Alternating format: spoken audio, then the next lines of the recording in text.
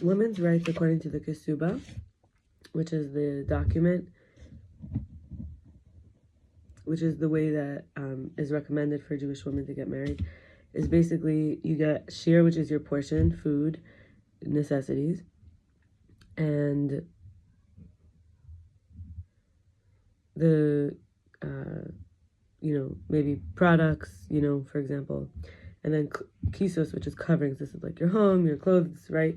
And then anas, which is satisfaction. That's like inner and outer, physical and emotional. Some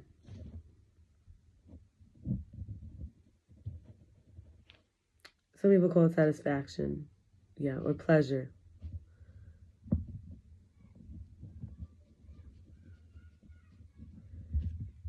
I'm trying to think of a better word. I can't, because if it was just about sexual pleasure, then bia, which is considered a way to marry, it's through relations, a way to marry through intimate relations.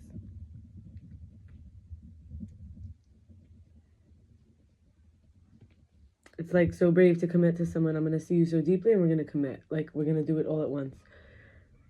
It helps if someone's a virgin or a born again virgin. Anyway, so women's rights, basically, when we say right, we hope the person's going to be righteous. The woman directly impacts her child during pregnancy with all her efforts and intentions, including diet and exercise. The woman's right is the home in the womb space after birth, where the family can come in. Like, so first the baby's inside of her, then on the outside. So a man let goes of clinging to his mother and clings to his wife, like as her baby, almost like he gets from her nourishment, and then he protects her and the home, right? That's the natural, healthy way. So that's the family then comes in and rests, relaxes, recovers, renews, rebirths, returns, like, right?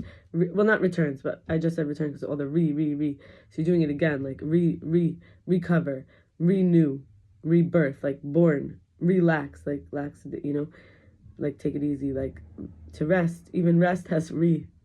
So in a way, each day, every day, and get provision. Often the women are the food makers, the cooking, the cleaning for like protection, which helps us. Cleaning helps like from pests and from like just like a sense of like status, which could also be a protection, and also like in a sense like the hygiene, it protects us, right, from our immunity.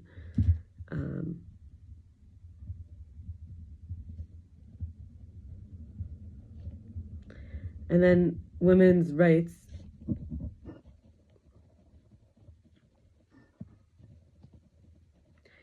It's about like injecting noticing, which changes everything. And let's be real. In other words, we're saying men need women. Okay. The noticing itself of a woman, like, so I realized a lot of men, they like conditional love. Like, it's not that they like. A lot of men, they actually thrive on a woman's, we would say, conditional love. Like, he wants to impress her.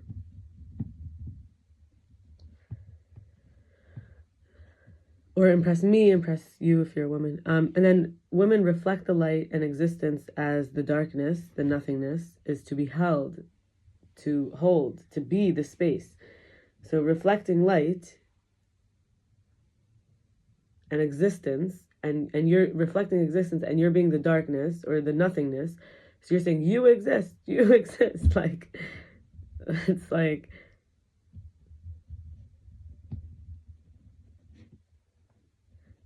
you exist.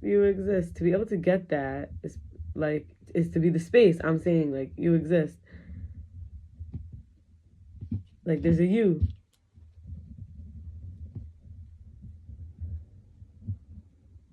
She's other, right? She's something other than you. She gives you other. She gives a man. She gives a man an other.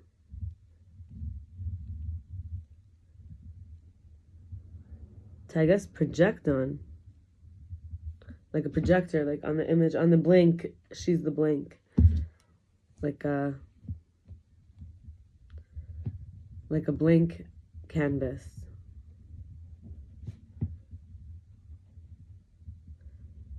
And she's willing to open, so it is her right. Okay, compassion for all the past, present, and future versions, acceptance for the one who made the mistake, and relating but understanding the why of the other. So the woman now is the space. So that means that she's able to say, you exist, you exist. So when you do something wrong, you still exist. You still exist, right? So you're not your mistakes. Where she gives you that wholeness, that there's the other. Like, it's basically like wholeness. So of course it's her right. She could give you wholeness, right? With compassion. And that's like holiness. For all the pieces. The fragments, the parts, right? She could hold it all. With acceptance, because just by being willing to be the space for all of you, that you could exist with all of your parts and still be lovable.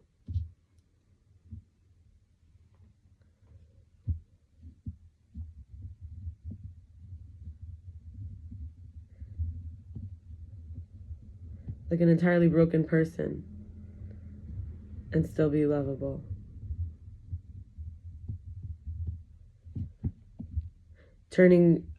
Women turning breakdowns into breakthroughs.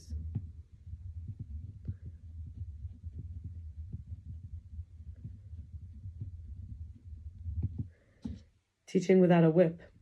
The friendship that metabolizes as the receiver. So teaching but without being harsh. Teaching humbly, and this is where women sometimes get underestimated. Teaching in this way of space, like being the space, teaching, like where friendship itself, being the friendship, it metabolizes a lot of the issues, like of what you didn't know. Like being your friend, teaching you as your friend, like we're doing it together, like showing you the thing and looking at it with you, versus teaching you like as a teacher who's so above you and you're misbehaving because you don't get it yet. As the receiver, like receiving from you what you don't understand and then filling in the blanks, like doing it, right?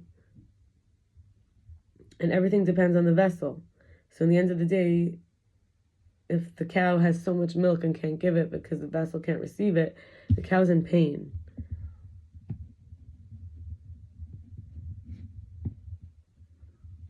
So if a man like is holding back and he thinks it's going to deprive the woman, in the end she makes her vessel smaller than what he has to offer, right? Because he's depriving, or he didn't give her portion. So she either gets it from someone else and her vessel, or doesn't need it, gets it for herself, and then cuts off the vessel. He now has all this he has to give, and he has to find a way, right? So I had a session with this woman named Esther Malka. Her maiden name is Elephant, and her current last name is Shwartz. She told me it's MS, Esther Malka Shwartz. So EMES, actually, Esther Malka Elephant Shwartz. So she was trying to talk truth with me about, she said a mensch is like a real guy, someone who's not a phony or a fake. He understands all this, right? He's real. And my husband, she says, he's a responsible man, nurturing. He already loves me. He agrees to disagree. He matches my energy. He's responsive and accepting and is not triggered by me. He understands me, doesn't need conditions, doesn't require me to have the same views and beliefs. There's no dictating or controlling or withdrawing kind of ways. He's transparent and trustworthy. And in every relationship, there has to be ACPP. She says, allow, create, promote, and provoke.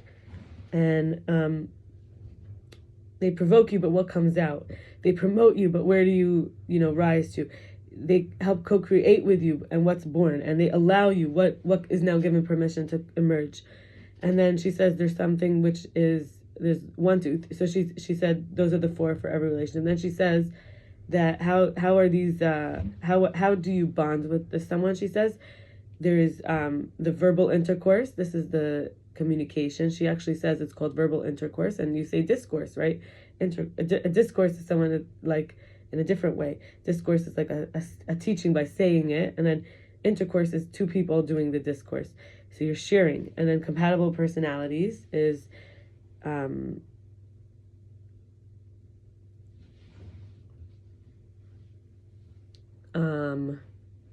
personality level, right? Like personality. And then 3, similar goals and values. This would be like trajectory, and values would be like how you want to live your life. So that's all we're going to do today. I wish you all the best. Actually, this video is from yesterday, so I probably will do another video, and then I might even do another one because I'm wanting to not do one tomorrow when this Shabbos starts at 4 something. Okay, bye.